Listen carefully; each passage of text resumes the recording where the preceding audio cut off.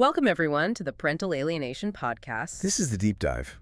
And today we are tackling a topic that is highly complex, extremely controversial, and, well, unfortunately, deeply emotional for millions of people worldwide. It really is. We're diving into a comprehensive narrative review, a big one, published in 2024. Right. And it synthesized a massive body of research from 2020 to 2022, all focused on this complex phenomenon, often labeled parental alienation, or PA. And it's so essential we start by acknowledging the heat this topic generates. I mean, as soon as you say the words parental alienation, you're stepping into a legal and psychological minefield. A minefield is a good way to put it. The contention isn't just academic. It's rooted in the, frankly, problematic origins of the term itself. And then there's the extreme difficulty in just defining the behaviors involved clearly. But most importantly, it's the potentially devastating way it can be weaponized. Weaponized or misused, yeah. Exactly. Yeah. In socio-legal settings, and we're talking especially about family courts, this deep dive into the recent research is so necessary because the debates over whether the phenomenon even exists have stalled the urgent work of, intervention. You've just framed the challenge perfectly. Our mission for you, the listener, is not to take a side, No. but to cut through the noise. We are synthesizing this recent, really cutting-edge research to clarify the current empirically sound understanding of PA. What the science actually says now. Yes. We want to show you exactly how it's defined, the specific patterns of behavior involved, and the profound impact it has on entire family systems. We're talking children, parents, and even grandparents. And the urgent questions that are still surrounding its proper application, and of course the intervention strategies. Right, because the review we have, it suggests the scientific community has reached a certain level of clarity. A consensus, really. A consensus, yes. But the professional guidance, it hasn't caught up. And that gap is causing real harm. Okay, let's unpack this. When we talk about PA, I think we have to start with the historical baggage. Absolutely. You can't understand the current state of it without looking back.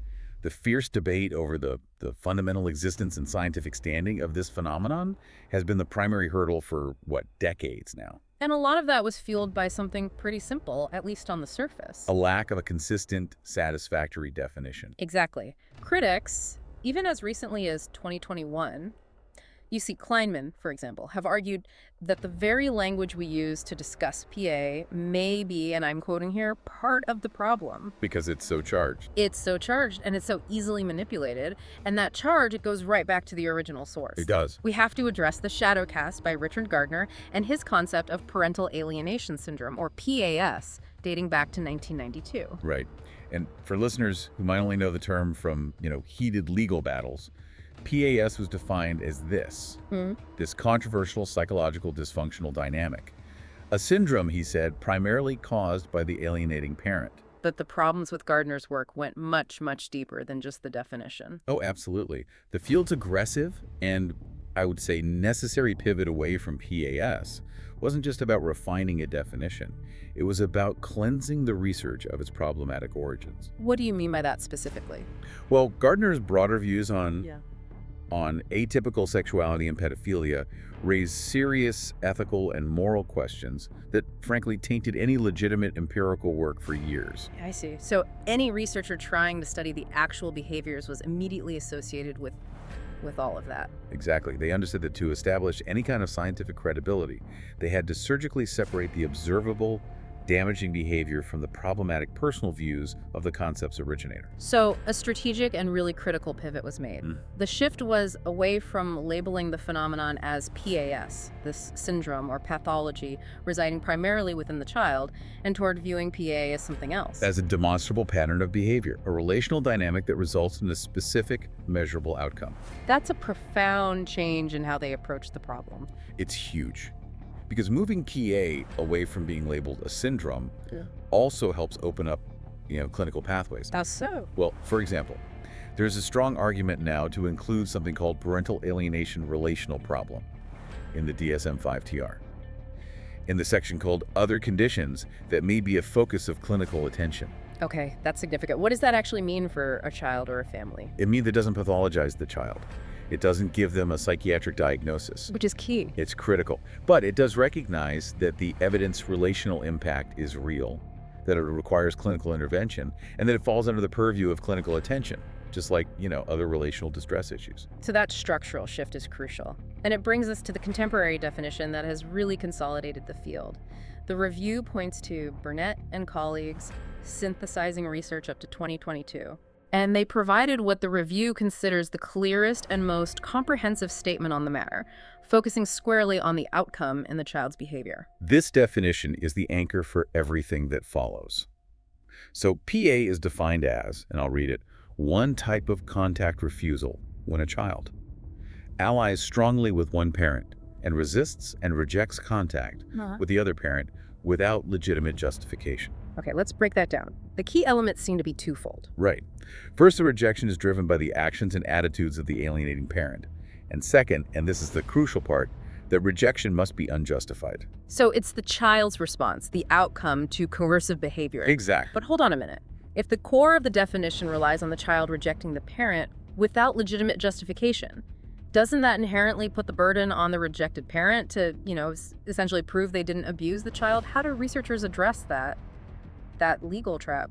That is the exact point of contention, and we'll really dig into that in Section 3 when we discuss delineation. But for now, the researchers address it by focusing very heavily on observable behaviors and the context of the situation. So it's not just about what the child says. No, not at all. The definition requires a robust investigation to rule out that legitimate justification, abuse, neglect, genuine fear. The newer definitions focus strictly on the coercive or alienating behaviors as the cause of the misalignment. Okay. And the reason this definition is so powerful is the third part, the most surprising nugget for you, the listener. Which is? Despite all the historical chaos, the review found almost 80% agreement for this robust definition among custody evaluators. 80%. I mean, that has to be the most surprising thing in this whole review. It's a huge number. Right. It just shows how much the field has consolidated, just in the last few years. Exactly. The academic debate over whether it exists it's rapidly becoming obsolete. So if the vast majority of professionals agree on the definition of the phenomenon, then the next question has to be, what exactly are those behaviors that cause this unjustified rejection? So we've established that PA is the outcome, the child unjustified rejection of a parent. Right, the end result. So now we turn to the process. And this is the domain of what are called parental alienating behaviors, or PABs. Researchers like Rollins made that distinction really clear.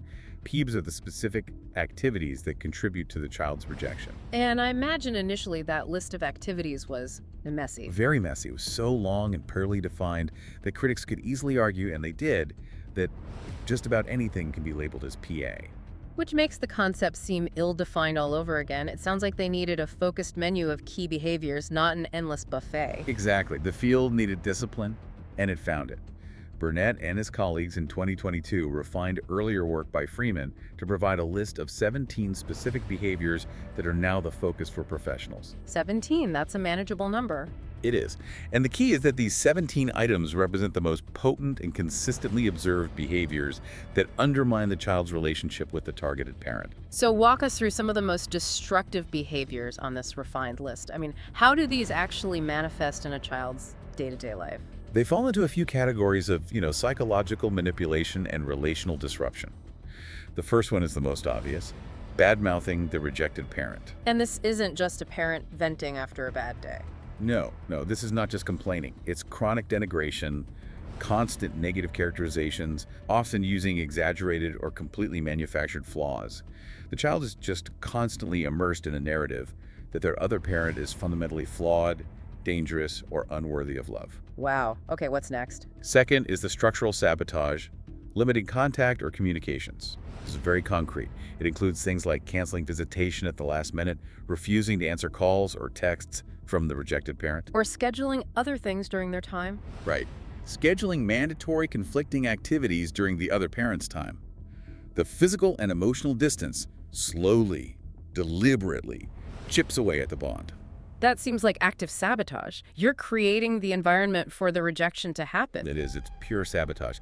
Then we move into what you could call psychological warfare, creating the impression that the rejected parent is dangerous or unloving. And this can be subtle, I'm guessing. Oh, very subtle. It's often subtle manipulation. Exaggerated displays of fear before a drop-off, a parent clutching the child and whispering, "Be careful," or constant worrying aloud about the rejected parent's ability to care for the child, even when there's no factual basis for it whatsoever. And then, of course, forcing the child into an impossible loyalty bind. Yes. Forcing the child to reject the parent.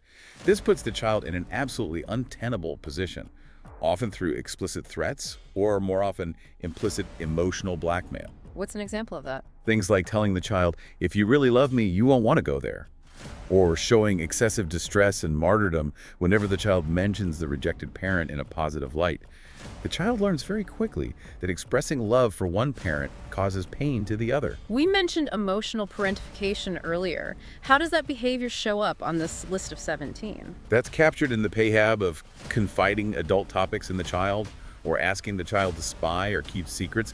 This is incredibly damaging. It's stealing their childhood. It is. The alienating parent essentially turns the child into their emotional confidant, venting about the divorce, about finances, or even about the rejected parent's intimate life. The child is forced into a pseudo-adult role, often becoming the parent's primary support system. That's emotional parentification. And it just destroys the child's sense of safety and their right to a neutral childhood. And the spying part. Asking the child to spy, what did dad do? Who did he see? Forces them into a betrayal role, no matter what they do. And finally, there's undermining authority. All right, that's the final big category. Undermining the authority of the rejected parent. This includes things like refusing to follow the rejected parent's rules. You don't have to listen to your mother, her rules are stupid. Or changing the child's surname without consent to remove the familial association. No. Or withholding crucial medical, social, or academic information. This ensures the targeted parent is perpetually out of the loop and incapable of co-parenting effectively. They're rendered powerless. The crucial takeaway from this refinement, and this cannot be overstated, is that researchers now say that several of these behaviors must co-occur to constitute PA. Yes. It's a pattern. We are not talking about one parent having a bad day and venting. We're talking about a persistent, coordinated campaign. And that pattern is now measured by severity, which is so important for courts. McCartan's work distinguished 3 levels. You have mild behaviors, which are generally acts of denigration, the bad-mouthing. Then you have moderate peeves. This is when the coercion increases and the child starts to feel active guilt or distress for showing any affection toward the targeted parent. And severe. And finally, severe peeves, which are actions that seriously endanger the child or violate court orders. Things like abduction, hiding the child, or making demonstrably false criminal-level allegations against the rejected parent. The fact that custody evaluators showed an 85% agreement rate on these severity distinctions, that's a massive step forward. Huge. It means there's a common language and a common yardstick being applied now. And that leads directly to the question of measurement. With clearer definitions and specific behaviors, can we actually measure PA reliably now? Absolutely. This is where the claims that PA lacks scientific status really start to collapse. A whole suite of validated cross-cultural metrics now exist. The key takeaway for you isn't the acronyms, but that the science is no longer debating the definition, it's actively measuring the outcome. We have tools like the Rowland's Parental Alienation Scale, RPAS, the Parental Alienation Questionnaire, PAQ, and international scales like the ZI-CAP2 in Chile. Burnett's recent 5-factor model also shows significant reliability across cultures. So what are the common factors that these various measures consistently identify? This has to be the bedrock of the empirical confirmation. Yes, there are 4 factors that are common across all the reliable measures. First, there must be a previously positive or acceptable relationship between the targeted parent and the child. So if the relationship was always terrible, it's probably not PA. Less likely, yes. Second, there must be a lack of abuse or neglect from the targeted parent to justify the rejection. This is what rules out justifiable estrangement. Okay. Third, there must be the presence of those PAs from the alienating parent.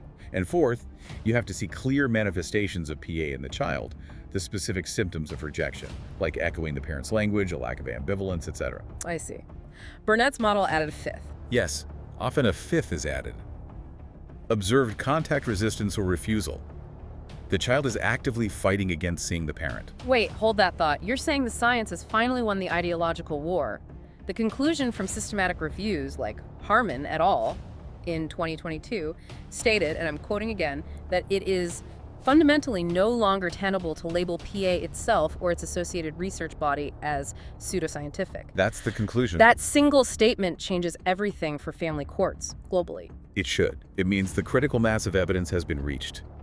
Anyone arguing that PA is a junk science concept in 2024 is, frankly, relying on outdated literature. So the focus has to shift.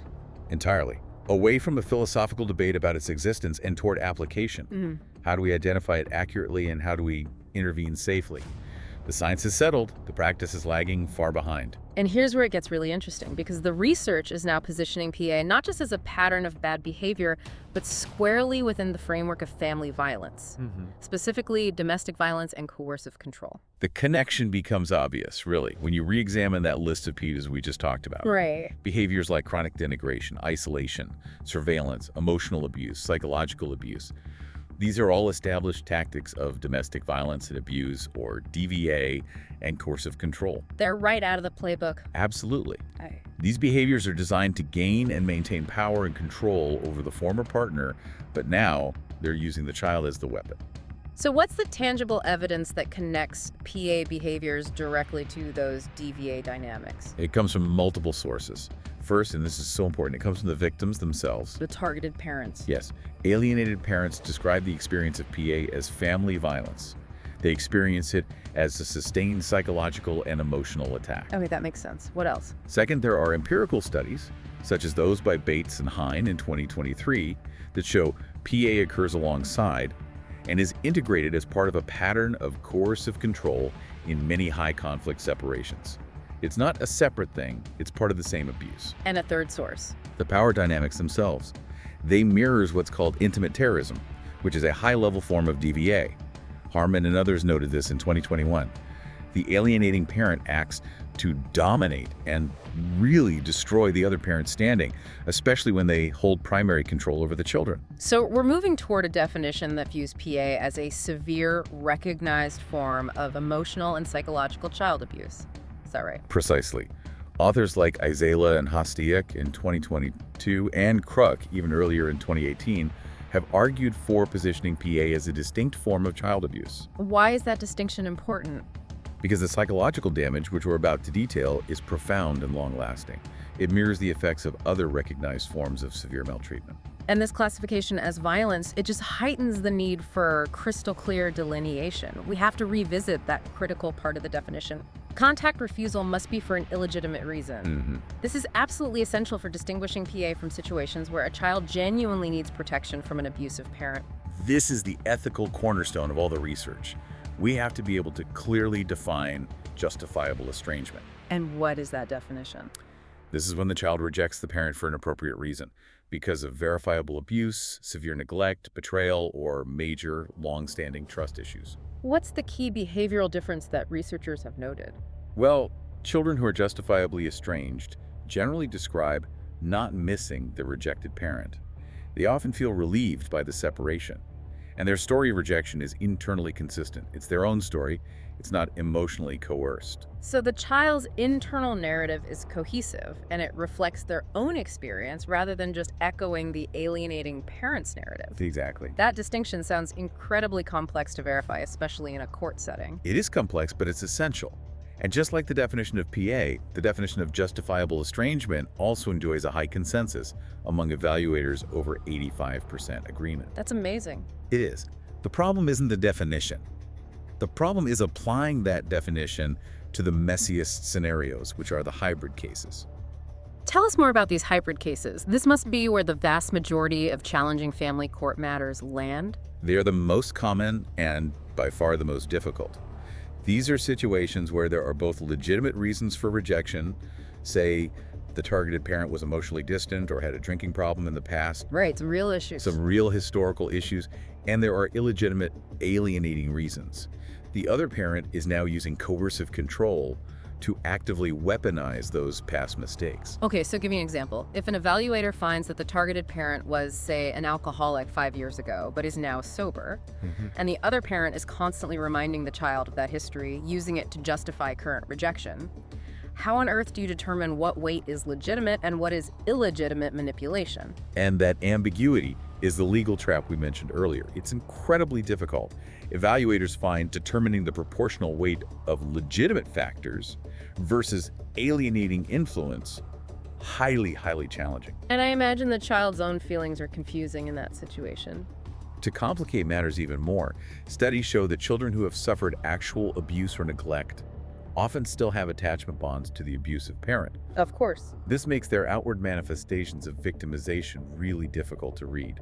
This is why the focus must always be on the pattern of current behavior of both parents, not just the child's stated preference. So what's the consensus on how to handle these hybrid cases? The consensus is that while the theory is clear, you have PA, estrangement, and hybrid, the application requires expert, specialized training to navigate this ambiguity accurately and safely. If the definition is clear, if the behaviors are identifiable, the next question is unavoidable. What is this behavior actually doing to people? Because the impact data in this review, honestly, it's devastating. It is. Let's start with the immediate fallout on the alienated or targeted parents. The data paints a picture of systemic psychological destruction. Targeted parents report a wide range of negative effects that extend way beyond simple sadness. What are we talking about? Chronic anxiety, clinical depression, sustained stress that leads to physical symptoms like hypertension or migraines, and profound feelings of powerlessness and hopelessness. They describe feeling constantly surveilled and attacked, which leads to severe social isolation. Why the isolation? Because their friends and community often don't understand, or worse, don't believe what they're going through. It sounds too extreme to be true. The review uses a specific, very powerful term to describe the core emotional suffering. It talks about disenfranchised grief and ambiguous loss. Can you explain what that means in this context? It's one of the most crippling aspects of PA. Disenfranchised grief is a sorrow that society doesn't recognize or validate. There's no funeral. Exactly. There's no ritual. And ambiguous loss means the person you've lost is physically alive, but relationally gone. For the targeted parent, the child is alive, perhaps only miles away, yet the relationship is functionally dead and actively being poisoned. So they can't move on. They can't. They are denied the opportunity to mourn their relationship loss in any public or recognized way. Friends don't send casseroles. They can't get closure. They live in this constant state of agonizing hope and fear, which prolongs the trauma indefinitely. I just can't imagine the powerlessness, knowing your child is being actively harmed by the other parent, yet being legally barred from protecting them or even seeing them. The review highlights the risk of serious psychological difficulties, including suicidal ideation. This is where we have to pause and acknowledge the severity. The elevated risk of suicidal ideation and suicide completion for targeted parents is a brutal statistic. And the data is very specific. It is. The data shows that fathers, following a family breakdown, who become estranged from their children, are 9 times more likely to complete suicide than women in a similar situation. 9 times more likely. That statistic underscores that this isn't just about relational problems. This pattern of behavior can be literally lethal. It can be. It also brings the gendered context into sharp focus. It highlights the specific vulnerability of fathers who are often the non-resident parent, the NRP, and struggle against prejudicial stereotypes in the legal system that often assume mothers are the primary caretakers. And this is where we need the duality of the research. We have to look at both sides.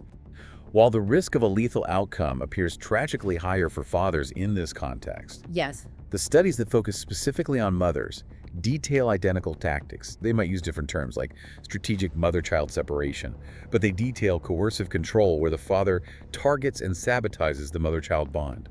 The tactics sabotaging contact, using children as informants, lying, they're identical. So the key is that PA must be viewed as a non-gendered form of coercive control. It has to be. It applies regardless of who the perpetrator or the victim is. Okay, now let's pivot to the perpetrators, the alienating parents. The research challenge here is clear. They rarely self-report. Very rarely. They're highly motivated to hide their negative behavior, and often they genuinely believe their actions are protective or justified. They have a completely distorted perception of reality. But despite that challenge, research has identified recurring psychological characteristics. It has. The studies confirm, first, that there is no difference in the likelihood of either gender being an alienating parent. So it's about 50-50. Roughly, yes. However, there is a difference in perception. The behavior is often judged more harshly when it's enacted by fathers, and that's due to those gender stereotypes about nurturing. What are the associated traits that come up again and again? Consistently, a significant lack of self-control or boundaries, an inability to process their own grief over the separation maturely, and a motivation that is often rooted in revenge against the ex-partner. And what about personality profiles? The review mentioned a strong association with cluster B personality disorders. Yes, narcissistic and borderline traits, specifically. Why those? Because those traits involve extreme emotional dysregulation, an intense need for control, and a fundamental lack of empathy, all of which are necessary ingredients for the sustained, coercive manipulation of a child against the other parent. Often, the alienation is the most potent manifestation of their revenge. We have some specific and fascinating psychological data here from the MMPI-2 findings. Now, the MMPI-2, for you listening, is a sophisticated, well-validated personality test. What did those assessments tell us about the differing psychological profiles? This specific data from custody disputes is so telling. They found that mothers who were classified as alienating presented a faking good defensive profile. What does faking good mean? It means they were masters of moral performance in court. They looked like the perfect concerned parent on paper, scoring defensively high on scales of virtue. Critically, they denied any hostile and negative impulses and consistently blamed others for their problems. So their entire presentation was one of moral superiority. Exactly. Which is how alienating behavior works. It hides in plain sight behind a mask of virtue and exaggerated concern for the child. And the targeted fathers in these studies, how did their profile contrast? The targeted fathers, likely under intense duress from the legal battle, the loss of their children, and the social isolation. Right. They displayed profiles indicative of chronic depressive states. They showed signs of significant social withdrawal, deep hopelessness, and elevated interpersonal conflict markers. So you have one parent presenting as perfect and the other presenting as a mess. Precisely. And the researchers argued that this sharp contrast provides a powerful argument for using rapid, reliable personality assessments of all parents in these custody cases. It could allow professionals to quickly identify these dynamics and protect the child from the emotional warfare.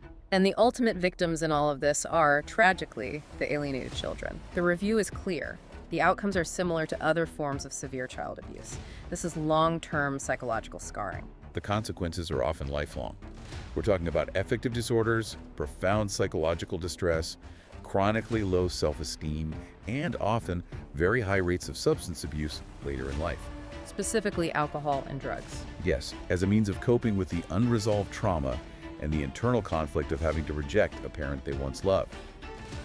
Qualitative studies with adults who were alienated as children confirm this emotional pain, and addiction issues persist even decades after the divorce concluded.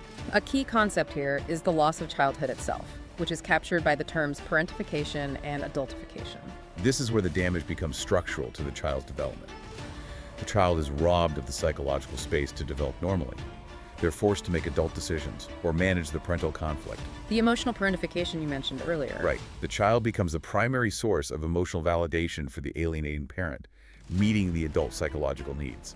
They lose the ability to just be a child, safe and protected. They carry the weight of the adult conflict, and this results in highly disrupted and insecure attachment systems. Harmon and colleagues in 2022 detailed this damage through a concept they call interconnected losses. What does that term reveal about the cascading disaster PA creates for a child? It reveals that the child experiences multiple layered losses that just destroy their internal foundation. Such as? They lose their individual self because they're forced to adopt the alienating parent's identity and beliefs. They lose their childhood experiences, sacrificing normal development to manage the conflict. They lose the connection with a good enough parent who, despite the alienator's claims, was safe and loving. And it extends beyond the parent. Critically, yes. They lose their extended family and community, grandparents, cousins, family, friends. Anyone associated with the rejected parent is cut out of their life. These are continuous, ambiguous losses that prevent the child from ever reaching a state of emotional equilibrium. And that brings us to the final group, the impact on the wider family, especially grandparents. This is a rapidly growing area of research, focused mostly on 2022 and 2023. The emotional fallout radiates outward. Grandparents report suffering many of the same psychological impacts as the targeted parents. High associations with depression, complicated grief, and decreased overall physical health. It's their own form of ambiguous loss. It is. Being cut off from their grandchildren creates this profound sorrow, often compounding the sorrow they feel for their own child, the targeted parent. And just like the targeted parent, they get caught in the strategic manipulation, the triangulation. That's right. They are completely enveloped in the us versus them mentality. If a grandparent tries to maintain neutrality or worse, defend the targeted parent, they are immediately cut off from their grandchildren. so they're coerced into silence. Or active participation in the alienation campaign just to maintain any kind of fragile contact. It's an impossible position. And the unique vulnerability highlighted for grandparents is this race against time. It's heartbreaking. Due to their advanced age, they feel this immense pain and uncertainty about whether they will ever see their grandchildren again before they die. They often feel invisibilized or trivialized by the legal system, which is focused on the immediate parent conflict. Of course. Yet their loss is described as agonizing. It's the loss of legacy, the loss of joy, and the loss of what should be a natural, final stage of family life. So what does this accumulation of evidence mean when we move into the legal arena? The application of PA in family court proceedings, especially when domestic violence claims are simultaneously present, this is the single greatest area of contention. It is. This is where the academic literature clashes most fiercely with real-world, high-stakes judicial decisions. And we have to maintain absolute impartiality here. The debate is ideological. It's rooted in two strongly held opposing viewpoints regarding the veracity and proper use of PA claims versus DVA claims. Two very different perspectives on the same problem. Let's look first at perspective one, the skeptical view. What are the core arguments and fears of those who are cautious about accepting PA claims in court? This view, which is often associated with influential researchers and advocates like Meyer and Jaffe Geffner, is centered on the safety risk to the child. The primary concern is safety. Always. They argue that claims of PA, which are often brought by fathers seeking to regain custody, are frequently false and are strategically introduced as a counterclaim to genuine DVA claims made by mothers. So it's seen as a legal tactic? A tactic to muddy the waters. The major fear is that the misidentification or misuse of an alienation claim leads to catastrophic outcomes. Children being transferred to a genuinely abusive parent or subjected to unsupervised visitation based on a flawed premise. There was work by Milchman that described how these claims can undermine reports of child sexual abuse. Yes, making genuine reports appear coached or alienated, which is a terrifying prospect. And this perspective was significantly elevated by a controversial 2023 report to the UN by the Special Rapporteur on Violence Against Women. That's correct. That report highlighted the potential for PA to serve as a legal shield for abusers. The skeptical view emphasizes the asymmetry of power and the systemic bias that can favor the perpetrator when these complex claims of abuse and alienation collide. So they argue that if a choice must be made, the system must prioritize the physical and emotional safety of the child from confirmed abuse over protecting a potentially alienated relationship. Okay, so what about perspective two? The supportive view, which validates the scientific recognition of PA. The supportive view argues that ignoring PA is itself a failure to protect children from a recognized form of psychological abuse. So not seeing it is also a form of harm. Exactly. Researchers like Lorandis and Sharples have found data that opposes the skeptical viewpoint's core fear. Lorandis' review, for instance, found no verified cases where courts transferred children to a confirmed abusive parent solely as a result of an alienation finding. That's a strong counterclaim. It is. And furthermore, Sharples studies suggest that PA is often upheld alongside DVA claims. This indicates that, in some cases, the same individual who commits DVA is also using alienation as part of that broader coercive pattern.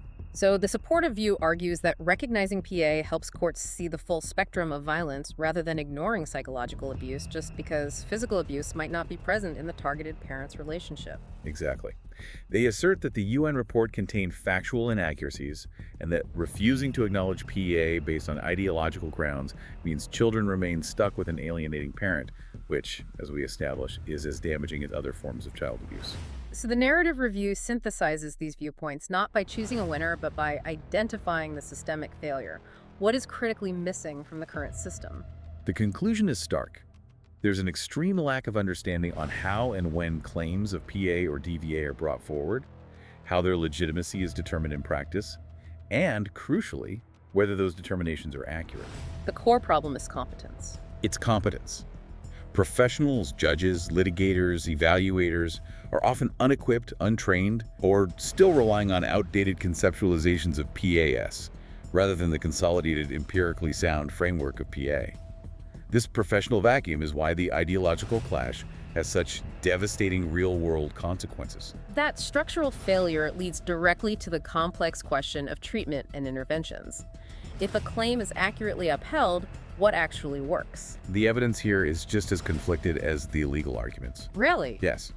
On the positive side, you have systematic reviews, like the one from Templer and his colleagues, which suggest that specialized family therapy programs, and sometimes changes in residential arrangements favoring the targeted parent, can be effective in ameliorating PA. But there's a catch. The catch is that it only works when therapists and legal practitioners work in tight coordination.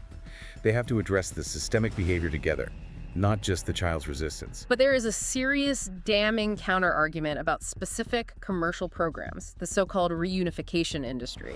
That critique, notably from Mercer, is vital for you to understand. Mercer reviewed several specific, highly publicized reunification programs like Family Bridges and Family Reflections, and concluded that many of their underlying tenets are questionable. And more importantly, Critically, they universally lack robust, reliably designed outcome studies. They haven't been proven safe or effective using the rigorous protocols necessary for child protection services. so the underlying fear, again, is that these programs risk returning a child to a genuinely abusive environment under the guise of treating alienation. That is the core fear. So how does the field move forward safely and ethically from this treatment impasse? The source material highlights a significant recent breakthrough in evaluation protocol. Yes, the Turning Points for Families program, or TPFF. What's so special about it? The evaluation of TPFS by Harmon, Saunders, and others in 2022 provides a scientifically established protocol for the future. The rigor of the study was key. They found that the intervention was safe, it did not cause harm, and it successfully improved relational communication. And most importantly, it improved communal coping. Communal coping. That means getting the entire system, the child, the parents, the evaluators, to stop pointing fingers at each other Yes. and instead all agree to fight the problem of alienation together. How does that practically manifest in a family setting? It means moving away from a narrative of victim versus villain. Instead, the intervention teaches the family unit to acknowledge the relational destruction caused by the alienating behaviors and to jointly take responsibility for the solution. So if the father is the one alienating, The focus isn't just on punishing the father, it's on coaching the mother and child on how to jointly resist the emotional manipulation. It shifts the dynamic from individual blame to collective repair. so the message is clear. If the field is to move forward ethically, other programs must be evaluated using TPFF's high standard of safety and efficacy. Okay, so we've established that the scientific debate over PA's existence is, for all intents and purposes, over. The critical mass has been reached. Right. So where does the research need to shift urgently to bridge that huge gap between academia and application?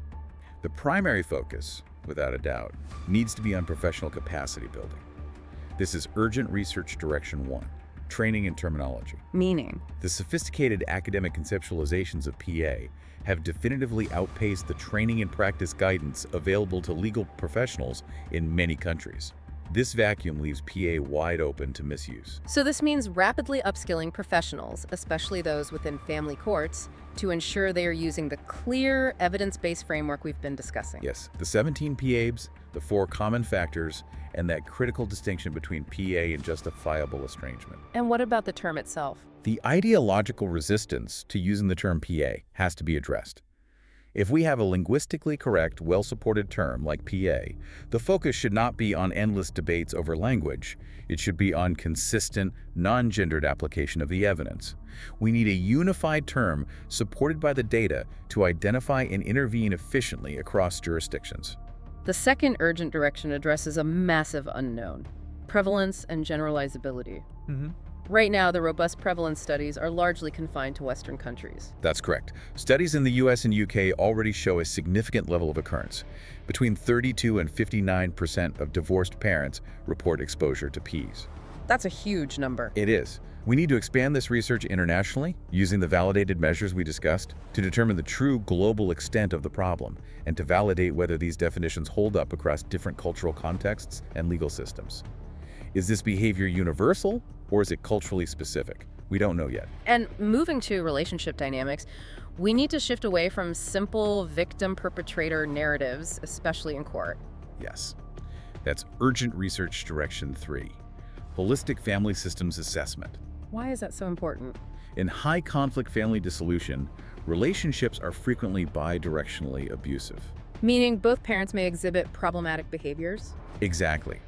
Research must adopt a family systems perspective, acknowledging complexity rather than insisting on these clear binaries that rarely exist in reality. This is particularly helpful in court, where it can move past that gendered framework of wholly legitimate DVA claims versus wholly erroneous alienation claims. And this ties directly into more advanced psychological models of trauma and attachment. Precisely. The review recommends attention to comprehensive attachment theories, specifically the dynamic maturational model, or DMM. And what does that model help us see? The DMM helps us see PA not as a simple fight over custody, but as a trauma response passed down through generations, an intergenerational transmission of attachment-based trauma. Understanding the child's internal survival strategies through this lens can provide deeper insight into how to manage these dynamics in court, focusing on secure attachment rather than just contact hours. And the most immediate area of need, it seems to relate right back to the legal system itself. Yes, accurately determining violence and utilizing research in courts. The review outlines 3 immediate necessities here. The first is that there must be a rapid expansion of evidence, especially in jurisdictions where case file access is difficult, like in the UK. Without comprehensive, accurate case data on how courts are handling these claims and what the outcome is, scholars just cannot establish the true nature and impact of DVA and PA claims when custody is determined. Second, professionals must be brought up to speed immediately. Education is paramount. The review notes, for example, that while some judges are highly sophisticated regarding PA, many other professionals still cite outdated PAS claims or rely on personal anecdotes, which can cause substantial harm. Outdated conceptualizations have to be superseded by mandatory, continuous education on the 2024 evidence-based framework. And third, cementing that shift toward holistic assessment. Multidimensional assessments of the whole family dynamic are necessary when both DVA and alienation claims are present. The singular non-negotiable goal must be to protect the child from abuse of all kinds, both genuine physical and emotional DVA and the damaging psychological abuse that is PA. Ignoring either is a dereliction of duty. So this deep dive has shown us that parental alienation is a complex, scientifically supported pattern of behavior. It is. And it's a form of family violence with profound damaging impacts on children, targeted parents, and extended family members. The debate over whether PA exists is settled. The challenge now is moving that consolidated knowledge into policy and practice. The policy implications are clear, and they are urgent. The science now dictates that PA should be legislated as a form of DVA or coercive control within existing legal frameworks to ensure accountability. And that would have funding implications. Absolutely. Funding structures for DVA services must be updated to include robust support for PA victim survivors, recognizing the unique nature and debilitating severity of the psychological abuse. The goal is singular: protecting children from all forms of deeply damaging behavior within the family system. So, given that the scientific status of PA is established, the critical question for you, the listener, to consider is this.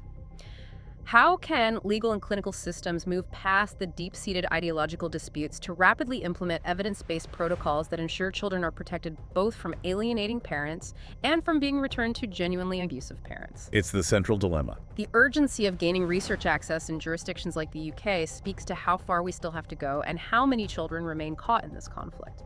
The research suggests that the only way forward is through open dialogue, evidence-based training, and a willingness to understand that violence against children and families comes in many forms, and all of them must be addressed effectively and without ideological bias. Thank you for providing the source material for this deep dive. We look forward to seeing how this critical field evolves. Thank you. We'll talk to you next time.